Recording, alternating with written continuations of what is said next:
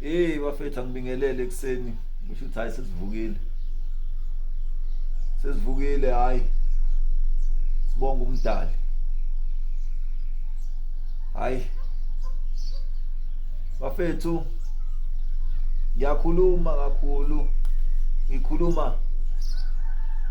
ngendaba yokuthi umuntu mayephuma esibhedlela kuba njani. Kakhulukazi njoba ngeke ngasho ngathi ngizokhuluma kakhulu ngewheelchair ngobani iwheelchair into versus abantu abangayinaki ukuthi iyenzeka ngoba iyazuma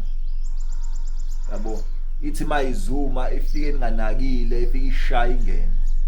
and ithi mayishaya ingene ifike ishaya kuzwele futhi hayi ifike ishaya kuzwele ihlala ngoba iyanamathela mayisishaya hayi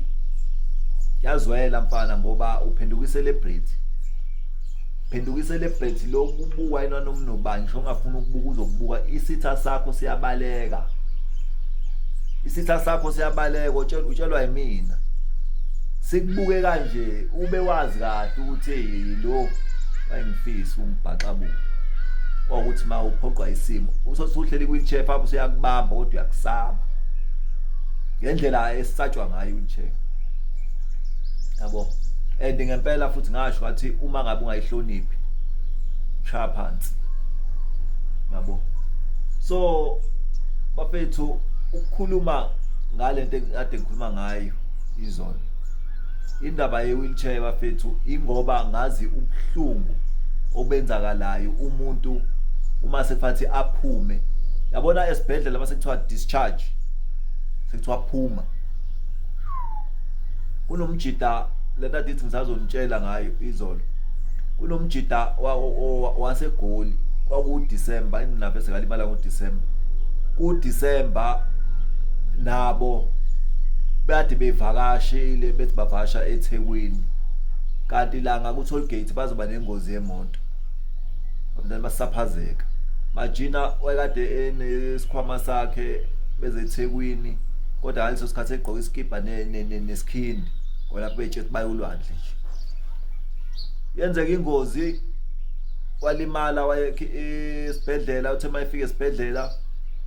wahlinzwa wabuyephule nasengaleni waphuka nasengaleni wahlinzwa kabi wrong esithweni sangasese wathitheka kabuhlungu impethu kwathiwa discharge yeso kwathiwa discharge fanele ahambe ngendiwe dondolozela fanele agade ingalo yakhe lephukile nala esithweni sangasese khona la mlimaze khona akakwazi kwathiwa discharge lo muntu akanamali yokuphuma ahambe kuba isegoli kwathiwa akahamba ucela emarenki asegoli ukuthi bamneze ulift agoduka sithi akayi emaphoyiseni sithi akayi social worker nje badithi alisetshenziswa that day social worker lisebenzanga yes ufuna wenza i-donation esibhedlela iguli zamenza i-donation no nurse kwathiwa kubuhlungu kudabukisa ngabuka elinye iside lempilo ngathi yes lo muntu akazi inamba zakuba akazi lutho usadidekile kwathiwa discharge yabo lelo gama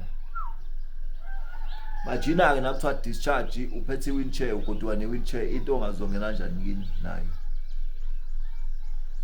uyazi ukuthi indlela kini incane ibhilonga kumuntu ohamba ngeenyawo kuphela kuyehlela mina ngathi ekhaya ade ngihlala khona elokishini kuyehlela umgwaqo uthi nje uthi mawuphuma e-driveway kuyehlela uthi ungena emgwaqweni la emgwaqweni kuyehlela kakhulu ngathi ngeke ngabuya ngeza la sema ngifika lana ngayi discharge rehab base ngikhathele ukuthi ngeke ngihlala unyaka o2 away from home yasazi isimo ngifuna ukubhekana naso ngqo yazi ukuthi ngishizila kanjani kodwa ngitshethi kwaphuma ama social worker waphuma udokotela wengqondo waphuma ngasazi ukuthi ubani umunye no sister metron bazobheka la bafathi ngizohlala khona bathiwa no ngeke ngize kwazi ukuhlala khona fanele ngiyohlala ehome ngathi angiyila ngathi ngifuna ukuhlala lapha nathi ngeke ngasayiniswa nalo wayengisiza ngihamba naye wasayiniswa wathiwa if anything iba nezilonda o abangene fanele ngiyibonele ngathi ngiyakhona ngifuna lento ade ngifunde rehab ngifuna experience ngafika hayi kalula ngathi ngifika nje driveway ase ngibacela yathi bafethu isimo siyashuma njoba ngiza ngatshela amagenge ayi kwabangani bami beqiniso abafike balungisa idriveway la balungisa babamba bayeka ngoba sengibatshela phela ngisekhe lokushini manje ngibuyela ngala ka Sandiscom Plaza babamba bayeka bayakha indawo ngathi ngifika kuthiwa ngeke uzwazi hlala la befika bezobheka ama social worker namanje bathiwa ngizwa athi la ngiyakhona bathi athi la ngiyakhona athi angiye home bahlala la ngashizila ngaqala mamba ngayeka ngaphila ubani ngasebenzisa inkani kuba positive emqondweni ngani ngadlula e-rehab uqala kodwa makuthiwa ngiyangi rehab bazothi ngiphuma e-rehab ngibe nge-home yabo ngoxoxa ukuthi ngaqhubeka kanjani after that yabo bafethu akulula ukuhlala wheelchair bese nithi mhlawumbe mina ngikhulunyiswa yini ngizama ukutimisa wonke umuntu okhona emhlabeni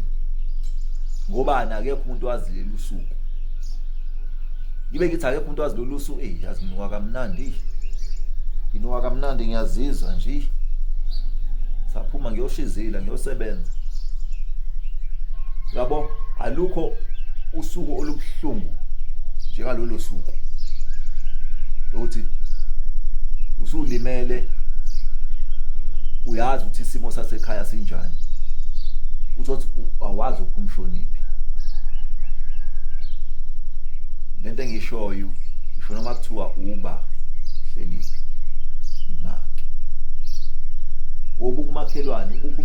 umngani ubuke umuntu ongamazi ubuka umuntu olapha lento engishoyo uyifica